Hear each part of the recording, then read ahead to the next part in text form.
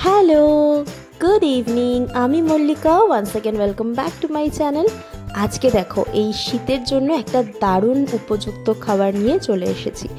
এই যে মা এখানে ব্যাটারটা তৈরি করছে, দিয়ে দিচ্ছে বেসন, তার মধ্যে সামান্য একটু নুন, একটু হলুদ গুঁড়ো, একটু লঙ্কার গুঁড়ো আর সামান্য পরিমাণে কালো জিরে। আর এবার বলি এটা কি বানানো হচ্ছে। তার মধ্যে একটু জল দিয়ে প্রথমে ব্যাটারটাকে ভালো করে মিশিয়ে নিচ্ছে মা। আর এটা হচ্ছে এই সিজনে আমি প্রথম খাচ্ছি, সেটা হচ্ছে বক ফুলের বড়া, যেটা আমাদের বাড়ির প্রত্যেকের ভীষণ পছন্দের। আর আমার হাজব্যান্ডকে এই প্রথমবার খাওয়ানো হয়েছিল। ও এর আগে কখনো এটা খায়নি বলল, আর খেয়ে কিন্তু ও এটার ফ্যান হয়ে গিয়েছিল। তো আমার মতন আর কে কে এটা খেতে ভালোবাসো অবশ্যই আমাকে কমেন্টে জানিও। কিছুই না, ব্যাটারটা তৈরি করে নিল, তারপর ওখান থেকে ফুলের মাঝখান থেকে যেটা বাদ দিতে হয় সেটা বাদ দিয়ে কড়াইয়ে সর্ষের তেল ভালো করে গরম করে নিয়ে এটাকে ডুবিয়ে তারপর একদম গরম গরম মুচমুচে ভেজে নিয়েছিল। ও এই ব্যাটারটার মধ্যে সামান্য একটু পরিমাণে খাবার সোডা দেওয়া হয়েছিল।